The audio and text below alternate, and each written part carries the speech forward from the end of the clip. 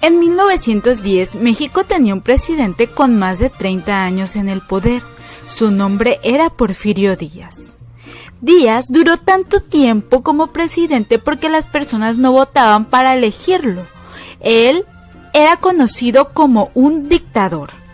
Así se le conoce a las personas que duran muchísimos años como presidentes sin permitir que el pueblo elija. Durante el gobierno de Díaz hubo grandes construcciones y se implementó el ferrocarril. México parecía avanzar hacia la modernidad. Sin embargo, no todo marchaba bien para todos. Los obreros y campesinos carecían de atención médica, educación, salario digno y de tierras propias. Ellos eran cada vez más pobres y no gozaban de derechos básicos. Las injusticias sociales eran insostenibles. El pueblo mexicano cada vez carecía de más y más recursos necesarios para vivir, lo cual despertó un gran descontento entre estos sectores de la población. Al mismo tiempo, un joven político llamado Francisco I. Madero fundó el partido antirreeleccionista y estaba muy preocupado por las situaciones sociales que vivían las personas más vulnerables de nuestro país. Así que estaba convencido de que Díaz debía salir del poder, por lo cual decidió lanzarse en las elecciones para presidente. La gente lo apoyó enormemente y todos querían que Francisco I. Madero fuera presidente. Así que Porfirio Díaz, celoso de que él podía dejar de ser presidente, decidió encarcelarlo.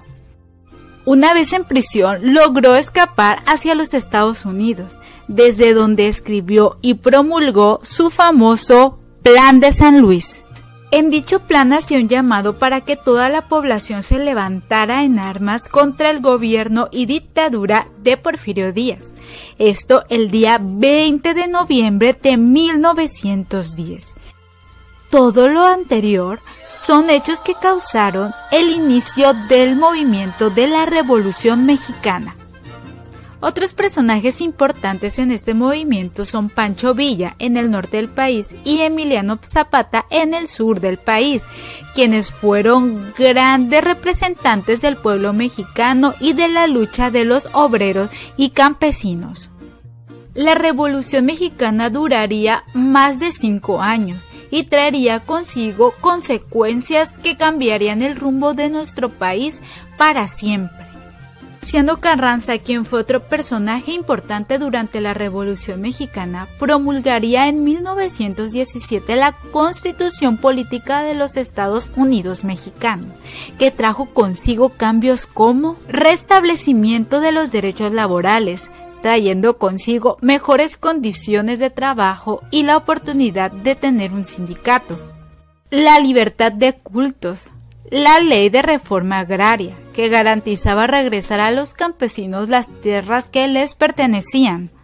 Se logró que la educación fuera laica y gratuita para toda la población, así como otras leyes que conformaban la Constitución Política de los Estados Unidos Mexicanos y que son la base de lo que representa hoy nuestro país.